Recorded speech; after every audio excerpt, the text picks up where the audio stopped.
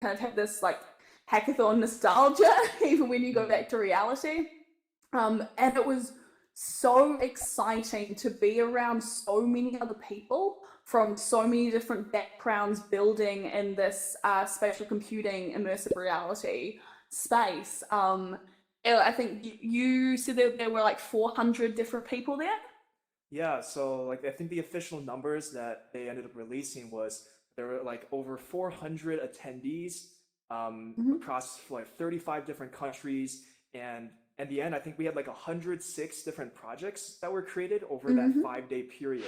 And kind of like how you mentioned all the different people from different backgrounds, it made it really interesting because then I'm sure you probably had a similar experience as well, you know, working with not only just developers, but like designers, people who are like audio engineers, things like that. And that was like one of the best Yeah. aspects of it, right? Oh, it really was like I know that I'm still very new to tech and to computer science in general. And I think that's because again I come from like the neuroscience background. So for me, like I love understanding the XR space in that way and how we perceive it. And kind of learn C sharp, learning Unity was this big process for me. And so knowing that there are more than just developers in this space, and when everyone was forming teams and it was absolute chaos, there were these people walking around with these big signs being like, we Yeah. need audio engineers. And I'm like, yeah, like we had this incredible choreographer, Brandon Powers, on our team who really understood kind of like a physical narrative, how you move in this space. And honestly, it's like our project would not have been like what it was without him there. And I think that this So sense does a of real choreographer community. really know how we move in this space? Honestly, Let's say I I'm in a Vive space, 2 by 2 meters. Mute. Does he really understand it? yeah. I think that it's something that I mean I contribute so much to this team and I contribute so much I was even though I have like a massive background with anatomy, physiology, and I used to play sports, so I thought I had a good understanding. But he completely changed the project in the most fantastic way. Yeah. And for those of you who didn't hear the question, it was asking about like how that person's like role, how they were contributing to your team, right? Yes, yeah. So it's like did a choreographer like really understand how you moved in the space? And I think that yeah, he especially when we talk about like proxemics, the idea of like how far away do you place certain things in this VR or AR space? You know, if it's too close to you, you'll feel crowded. Where do you put the ceiling? And that was something that he just had this intuition, but obviously training as well, and did incredible work. I think he's going to go on to do awesome things. Where we have a few plans. I Mhm. think when I fly over to New York, yeah. Yeah, speaking about like your team and everything, I know you worked on a pretty interesting project, right? Yeah, I was absolutely blown away by what we managed to do. There were so many ups and downs. So, what we ended up building was a narrative physical therapy app. The narrative was that you had to terraform Mars by actually doing your PT physical therapy exercises. And in order to do this, a big part of physical therapy is knowing if you're doing it correctly, the whole user experience, the onboarding. And so kind of if I say, you know, you need to activate VMO instead of lateralis for a PT exercise, that means those are just words. Mhm. They're English, but not words. So what we use is we use electromyography. So we picked up the electrical signals from your muscles that contracted, and kind of filtered them out, found the ones that, yeah, so here we go. So we went from a muscle contraction. We use a little brain computer interface board called Ganglion, which is produced by OpenBCI. It was the first time any of us had ever used it, and that was a massive learning experience. We loved it. That sent its signals over Bluetooth, and then we ended up setting up a WebSocket so that it kind of received the raw electrical signals from your muscles. And I think on the next one, we had a server pick it up Yeah, there we go. We created a little thing that kind of passed out the important things, so knowing if a muscle was active or not above a threshold, kind of gave that a little bit of meaning, pushed that into Unity, and then used the magic leap to power a rocket. So if your muscle was turned on, then that powered the rocket, and then as you went through your PT movements, the rocket would take off towards Mars. And it was one of those things where like you start with this like idea and then suddenly you create this project that's just like, how did we even do that at a hackathon weekend? And I know that your team experienced it too. It's the whole hackathon time zone, is that, you know, like a week goes by, but really it's just 3 days. And I had the most amazing time building with the brain-computer interface for this spatial computing. Yeah. Yeah, I think we also have a video that we can play, which I think so, also yeah. explains your project a little more as well. Mm-hmm. There we go. You'll see me with electrodes stuck on.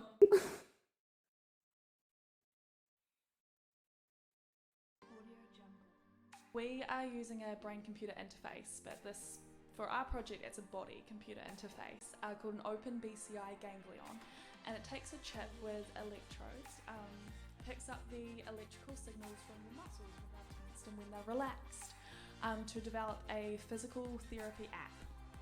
The idea is that with a lot of physical therapy, it's actually very, very hard to know what muscles you're meant to be activating to get that body awareness. If I say to a random person on the street, oh, you know, your knee hurts, activate your VMO without activating lateralis. What does that mean? How do I know if I'm doing that correctly? So using a EMG, so electromyography, to pick up the electrical signals in your muscles can give you that information. We're using the magic leap. So we're focusing for this specific hackathon on the rotator cuff, a muscle in the shoulder, which gets injured a lot. And we're trying to get them to lift up their arm, and to do that they fly a rocket. When you activate the correct muscle groups, that is the activation, the thrusters happen, and then this staying stable as you lift your arm, the rocket flies. Everyone in the group met on the ground. We have Brian, who's an incredible developer for code.org, who's really done the edtech, and we've been digging into back-end stuff. We have 2 incredible 3D modelers, and we've got our Unity developer, and we're kind of pushing it all together. But none of us have ever worked with the open BCI before. That's been hard. No one's ever kind of played around with the Bluetooth to this extent, and I'm the only PT, so this is really new for all of us. PT sucks. No one wants to do their PT. You can prescribe people exercises, they're never going to do them at home. Yeah, so that was kind of the project. Like I mentioned, our team was this incredibly diverse group of people who I'd been following some of them on Twitter and through their journeys, and like this incredible UX developer, Ali, and being able to like meet them in person and then being like, hey, let's team up and build something. I was blown away, and I mean that was kind of what I took on throughout every team, the entire hackathon. We had people coming in with kind of very little VR experience, with people coming in being like, yeah, I've been playing with this for like 5 years, and this is all the things I've built. And we saw so many incredible projects come out that, again, like I still kind of like working through and digesting the hackathon. I'm sure you are too, Michael. It was this awesome experience, and I know that our project can really help a lot of people, because again, PT is this massive pain point. Building a narrative around it is going to be really helpful, and also being fitted for a prosthetic, and the success of a prosthetic can really be determined by that awareness and being able to strengthen up muscle groups in isolation. So yeah, I'm really hoping that this app can be used to help a lot of people. Yeah, that's really, really impressive. I mean, like, from all the ideas that I was able to see at the hackathon, like, I never expected someone to come in with like Sophia's background and do something like that. So a lot of us, you know, we're all kind of like from this VR, AR industry, so a lot of us, you know, play games, and so that was kind of like some of like the ideas that a lot of us had actually. So kind of like speaking of VR, AR games, like that's what our team Mhm. what we ended up working on. So, Yeah, I loved it. You oh, built like an escape room type thing. Oh yeah, this was our yeah, team. this is your team. Yeah. Me very happy with this thing that finally worked. Brandon on the I think it's my far left. He was our choreographer. Rogue, and then we had Ali, me, Jake, who is a student at in Texas, and Brian there. Yeah.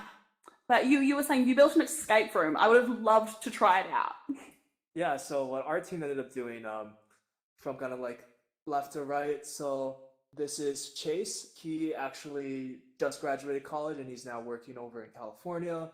Mark, Mhm. he's a graduate student at Columbia University in New York City with like an education background. Mhm. We've got Dan over there. He has like several years of Unity experience, so he was like our main Unity developer. And Alina, she's a CS student, University of Delaware, and she also does a lot of fantastic stuff in this space. And what we ended up creating was a VR escape room that was kind of like this witch magic theme thing where you had to like take different potions from, or take different ingredients from the environment, mix them together to make potions, and then try to escape. So you saw Sophia's video of like how well polished it was. This is what happens when we tried to create the video at the last minute and uploaded it onto dev post our submission like 2 minutes before the very end.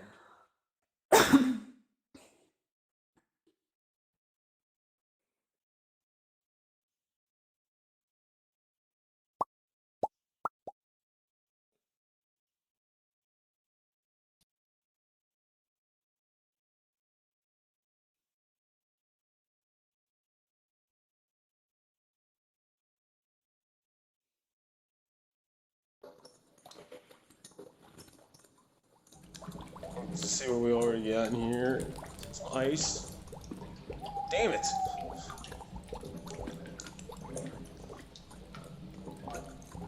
There we go. Okay.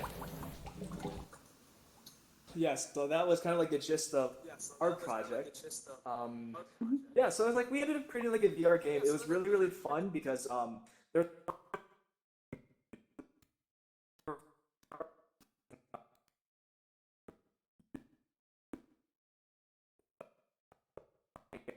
have to use like all the different aspects from lighting to audio, physics, and doing all of that Mhm. at a hackathon. I thought was like a great crash course through all the different aspects and trying to come together with this whole like complicated game at the end. It was like one of the best like learning experiences as well. Yeah, I think that again, speaking as someone who's like kind of come very fresh, like I've only been building stuff in VR for the past year, is that understanding all the different bits and pieces that go into a VR game or a VR experience. And it can be again super overwhelming if you're like, hey, I just need to learn Unity, but then do you also learn scripting? Do you learn C sharp? Do you learn spatial audio? Is this incredible field within itself? And like you say, it's going seeing and having a team where everyone has those little niches. You do get a crash course and you really get to understand how to actually build something like across the full VR stack. Mhm. Yeah, I know like earlier we also mentioned like one of the best parts was the community and some of like the meeting some of the other people from the different colleges. Mhm. So one part that I really loved that kind of was like the highlight of the hackathon for me Oh, yeah. was when we took this photograph. So Sophia and I were in Mhm. the upper right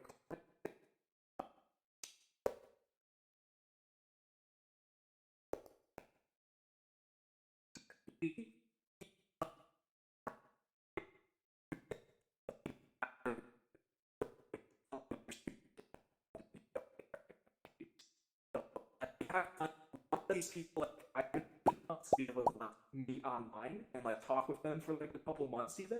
And so like this was the first time meeting all these people kind of in person. And it's always kind of like interesting how, you know, we meet each other here in social VR or we talk to each other on like Facebook, social media, but still like when you actually meet someone in real life, that's when it's like your mind is blown. That's when you like really met them kind of thing. Yeah, it's we talk about like I think VR and just VR is this uniquely human medium that we get to play with, that like I am sitting here like in my apartment, but also like talking with you, Michael, and seeing all of you in the audience and in the room. And there's this connection that it's so unique, is that we were talking about where we were from, and there were people from Toronto and from Arizona and from Philly. And then again, like being there in person as well, being like, hey, I talk to you every week online, or yeah, it's awesome. And I think there again, because VR is such a uniquely human medium, there is something that is so strong connective about the communities here that I love. Mhm. And kind of going on like a higher level, so like what were some of the coolest things that you saw at the hackathon? Oh my gosh. Honestly, I was like, there was a group that basically had this like AR piano, and so again, they used the Magic Leap, and you got to like touch and know what keys you were playing, so they could use it as like kind of like an educational how to play the piano, which I thought was really, really helpful as someone who has zero musical talent. That was really cool. I saw this beautiful sound garden where like as you planted flowers, they played notes, and so this kind of, you could build this incredible melody and harmony from planting flowers in the sound garden. There was this really cool app which ended up winning a bunch of things called Higher Ground, which is basically disaster relief, which with the polar vortex, this kind of thing's really applicable, is that if there's a natural disaster, knowing where your higher ground is, knowing where you can go to, how to get there into safety. They used Esri for all this data analysis to simulate a city, and would also help coordinate safety and disaster relief efforts. And I thought that was really, they did an awesome of identifying a problem space and really addressing it. Again, I always like the really kind of sciencey ones. But yeah, did you end up trying out some of the games, Michael, that people were creating? Yeah. There was like that one game. So for those who don't know, there's a thing called the leap motion. So it's like a special kind of sensor that can detect like your hand movement. And I know there's that one group that they created I think it was like a game they called Goldfish. And so one player is like in virtual reality, and the other person, right? They basically created a giant like cat paw thing, like made out of cardboard or something, and like basically we're trying to grab the person in virtual reality. Yep. Oh, Yeah. that was. I saw them like starting to build it as I was walking through. And that's the thing, is that like there is some really cool stuff. There is like no kind of wrong answer with what to do in the VR space. Is that if you have an idea about what can be built to do that, and it's like it's tactile, it's visual, it's audio, and yeah, the games are amazing. And like the whole concept of like, you know, going to a hackathon and not having like a clear idea of like what you're working on, and trying to then build off of something based on like a handful of ideas was also really interesting. One of the patterns I saw actually was, Sophia, I know you had previously worked on a project at another hackathon, which was using the concept of something called asymmetrical play, right? Yeah. So again, coming from a student group, like we really want VR to be a social experience. And so as a club, if we want to kind of like get together and play VR, do you think it's like one person playing Beat Saber and everyone watching them?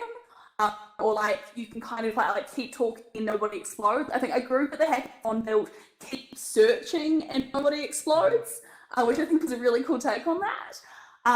And so what we built at the last hackathon, which was up in Seattle, we kind of had this one person in VR who had to defend the human race against these like malevolent gods, who were all of the people in AR. So again, we were using an iOS app, and we kind of combined like Fruit Ninja with human Tetris. So these gods in AR saw this tiny little arena in front of them, and the poor person standing there and would throw objects at them. So they would throw like bananas and watermelons and beach balls. And then the person in VR had to like be really quick and pick up all the different tools that were around them. So pick up a samurai sword and like slice the fruit. So that way it could be this big group collaborative thing, and that was the whole thing about it being asymmetric, is that that's AR to VR. We ended up using Photon, which is like one of the networking setups that works with Unity. And you were saying that there was another group at the MIT hackathon that was also using asymmetric. Yeah, so like when you first basically mentioned that idea when we were like first just meeting each other, like I was completely blown away because like the whole concept of people in VR being able to interact with people in AR like completely blew my mind. I didn't know that was even possible. And so when you told me that, I started telling other people about, hey, there's this thing that actually exists where you can actually build your own app like that way.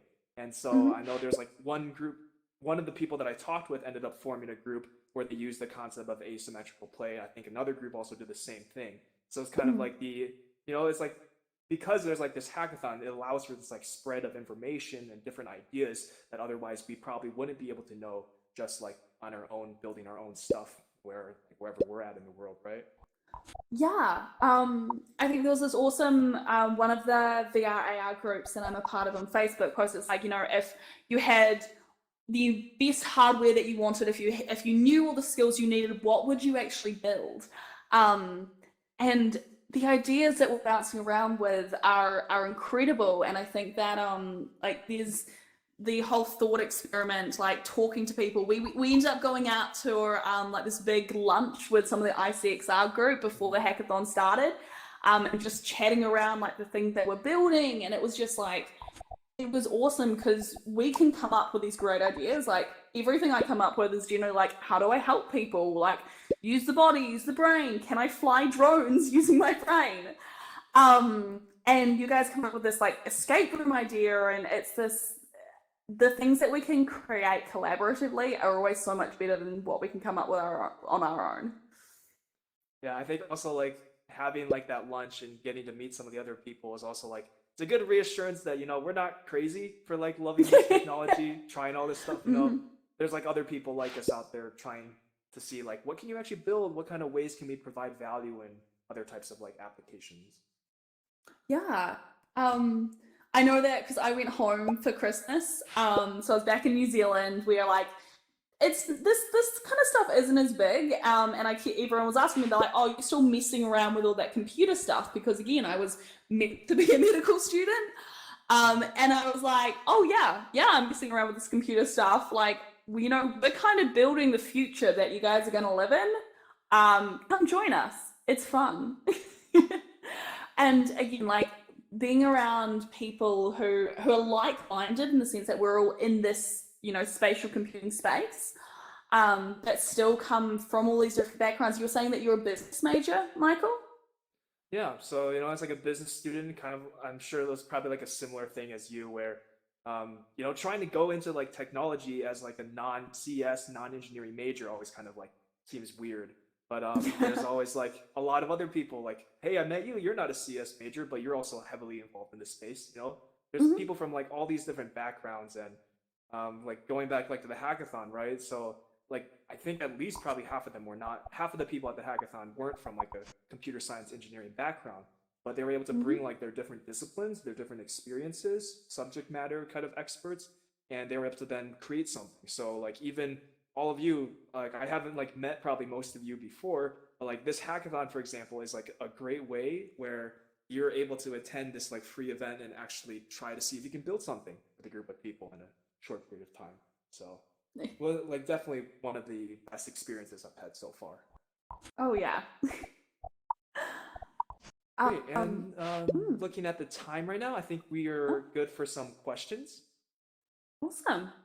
So Hey, if you guys. have a question, please press the ask a question button on the bottom right of the screen for you, or otherwise, if you're on YouTube watching us, hello, and we have our production team who will message us any of the questions that you have. So anyone have any questions they'd like to ask?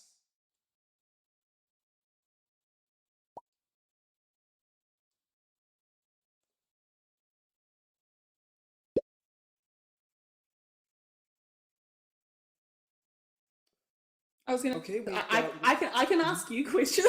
I can ask the audience questions. I love chatting. So yes, is that a hand raised or is that a?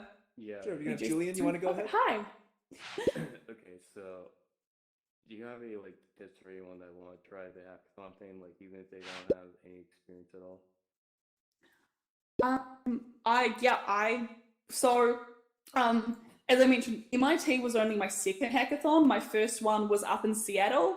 The advice I can say is go and find a mentor and just be like, hi, I have this experience. I want to learn this thing. Can you teach me? Form a group with complete strangers that you don't know. As I was saying with my group, none of us knew each other beforehand. The best way to learn is just do it. Like, throw yourself in the deep end a little bit, give yourself the opportunity. Because my first hackathon, I didn't know how Git worked.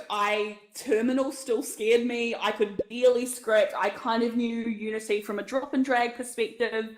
And I sat there, we had a bunch of students, it was incredible, and they were like, okay, this is what I'm doing at this point in time. This is what like a public class is. And I learned so much. It's honestly, it's the kind of thing that I've learned more from the 2 hackathons than taking an entire semester of classes on VR development. And I honestly mean that.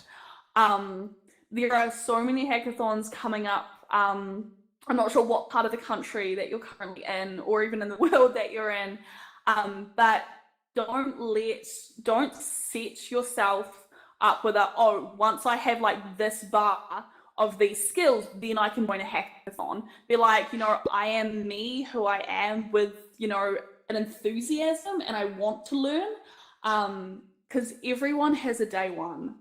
And we all want you to have a day 2, 3, and 4. So, yeah. Yeah, to add on to that, like, Yeah. my first hackathon was also kind of a disaster where I spent 12 hours basically trying to connect a Samsung phone to a Samsung Gear VR headset instead of, maybe trying a different idea then. So it's like, I completely understand, when you're first trying to like kind of learn how to develop or learn how to just do something within like this industry, it can be pretty intimidating. So it is good to kind of start small, talk with the other people online. There's a lot of Facebook groups, different communities where people are helping each other troubleshoot or just giving advice. And a lot of people who I've been able to meet have been like incredible mentors for me and helped me find different resources and other ways that I can learn what I needed to do to get to the next step. And some of the other questions we had through YouTube, just to answer them, one of them was, how do you get involved in the hackathon? So Sophia and I, we both applied on the MIT Reality Virtually Hackathon website. And so probably like next year's application is not released yet, but I would definitely kind of like check out that website to kind of see what happened this year. In addition, like MIT Reality Virtually Hackathon, they also have a Facebook page and Twitter. So they often will put updates on there as well if you're interested in attending the following year. They also have like travel scholarships. So I know for some people who otherwise would not be able to come, they luckily were then able to have this opportunity. So there's a lot of different ways that this hackathon, the whole organization is trying to help get more people involved in this space. And let's say the last question that we got from YouTube was also for Sophia. So who are some people in XR that you admire? Oh my gosh. I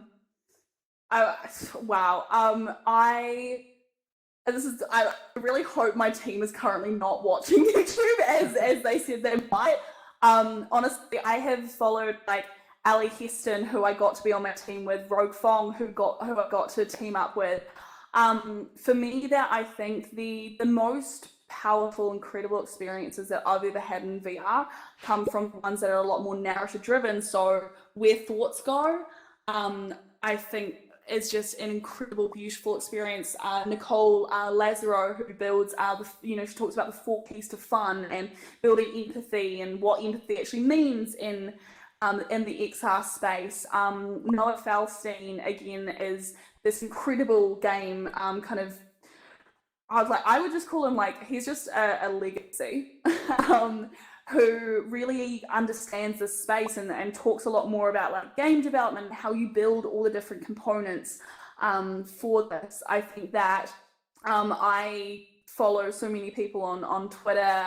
Like Dimitri, who works for Adobe, he has this incredible 3D modeling kind of capacity, and he talks all about meshes, and he posts a lot of kind of more tutorial side of things.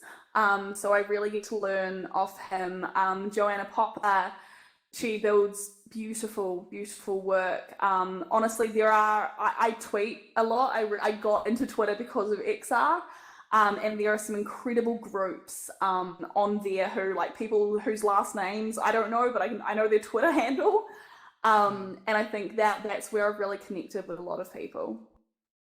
Yeah, definitely. If you're in the XR space, or if you're trying to get into that space, like, Twitter is like the place to be for engaging with other people in the community. Like, people are either sharing like work that's like helps inspire other people, or they're like sharing their different thoughts on like where they think the industry's going, or like what's up next. So it's definitely like a great place to be in. As well, here are our Twitter handles. Both Sophia and I are active on Twitter, so feel free to follow us on there, as well as any of the other like people in the XR space that you might have heard of so far.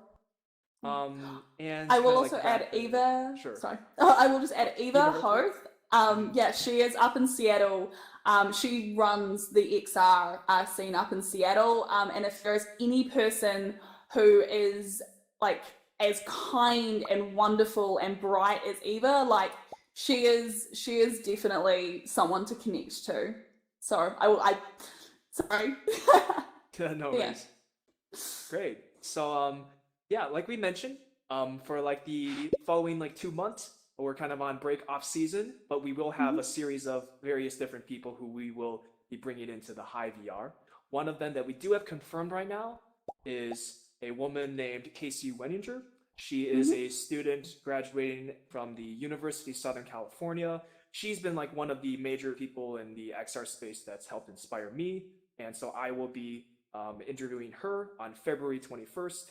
And we've also got a few other shows coming up. So if you want to stay up to date, all you got to do is follow us on the Hive VR on Twitter. We're also on Facebook and all of the social medias.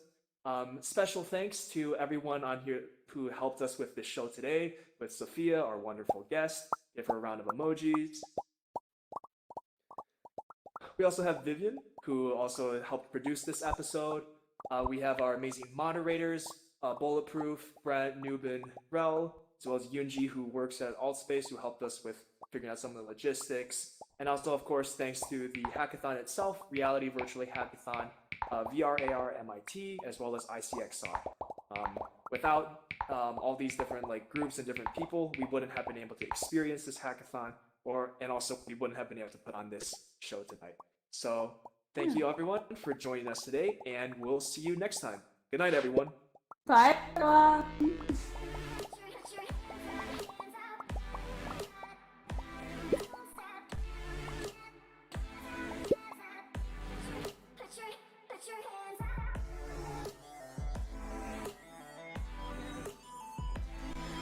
Awkward dancing. Yeah.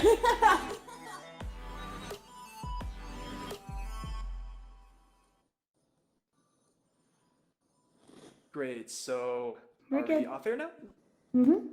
Cool. So I tap the off air button. Going off air. Yep, go ahead. Confirm. Awesome. How was that? That was really fun. Good job. Yeah. That was really good. Yep. High good job. five. Yeah. Yes. That's awkward.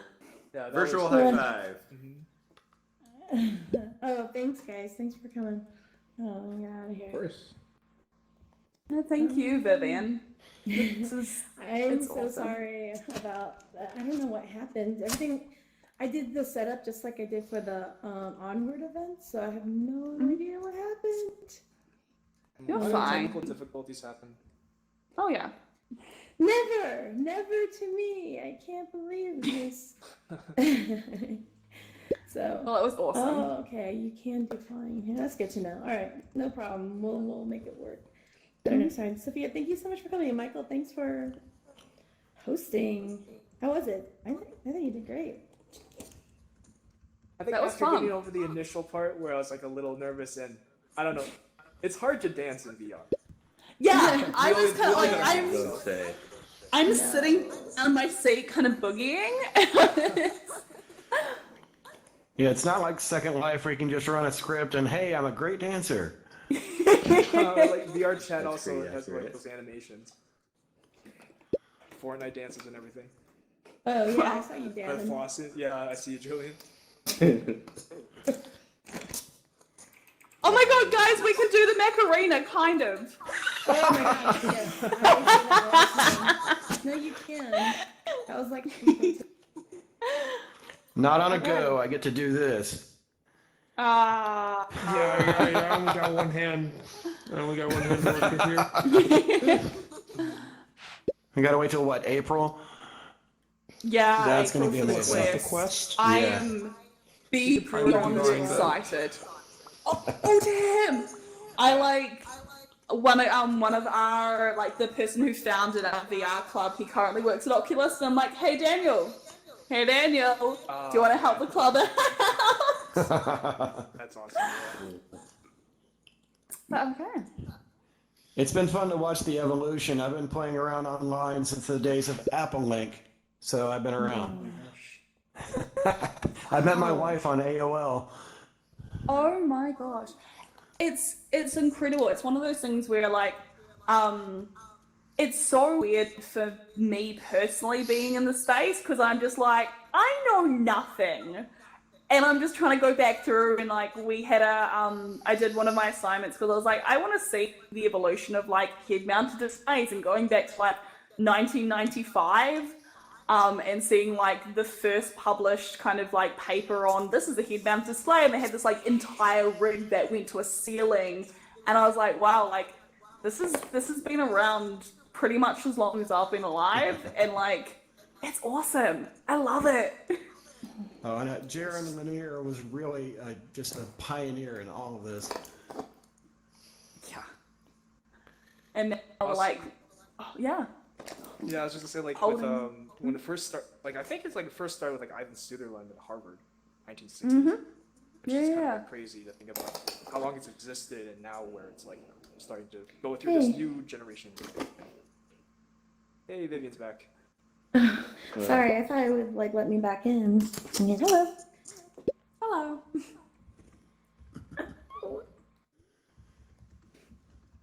This is so Oh, Vivian, are have any you questions? live streaming? Yeah. You get a real live neuroscientist here at your disposal until I have to go do my my schoolwork. You didn't do your homework? Okay, I'm taking Latin at the moment and I'm dying. It's so hard. Yeah, he ran from me. Yeah. I don't put up with it. I'm kind of lucky since we're in the polar vortex and everything. We got yesterday canceled, we got today canceled, and so most of our classes on Friday also canceled because why not? So it's like almost like a 5-day weekend for a lot of people. So it's like, cool, we're gonna do more gosh. stuff. Like, Yeah. Well, You can do more fun stuff. meeting in the morning. yeah. Hello. Really. Oh, here we go. Hey, Bulletproof. Thanks for coming. Hey. Yeah, no problem. Thank you, Michael. Somebody is Oh, yeah. your Take care. mic. Your Thanks mic again, Brent and Nubin. is echoing. Of course. Time, always here. Awesome. See you around. So, who else is a mod in here? I just wanted to say thank you. Yeah, Okay, thank Nubin you over to the here, and Brent mods. just left, yeah. Oh, okay, got it. Cool, thank you. Thank you. I'm sorry, I have to mute this person. So we have some more episodes coming up. So if you're interested in Absolutely. like if you wanted to moderate or do any other things, I was so upset that I couldn't do 2D camera work. I have no idea what happened. Yeah, no But- worries. Anywho, and did you start your podcast yet? I think that's pretty much it. Yeah. I was gonna say, I'm gonna head off do some schoolwork. Thank you again, Michael. This was so much fun. Yeah, let me know if you guys need pretty much anything, either for like setting up club-wise or like the Hive stuff. Yeah, you're doing awesome. To be honest. Yeah, thanks for being the first guest I could So host. wait a minute, you did the podcast. No in sweat. VR? Okay, I'm We gonna do go it to as schoolwork Basic now. VR. Have an awesome rest of your night. Oh, I Awesome. see. Take Okay. care, Sophia. Hi. Why It's is it? recorded. Like, let me try. Hey guys, Thanks. appreciate the chat. Okay. Yeah, Yeah, thanks for coming, thank you. Norman. So you didn't. I'm Oh trying my to like gosh, people. Up there. oh, other way. There we go. Okay. You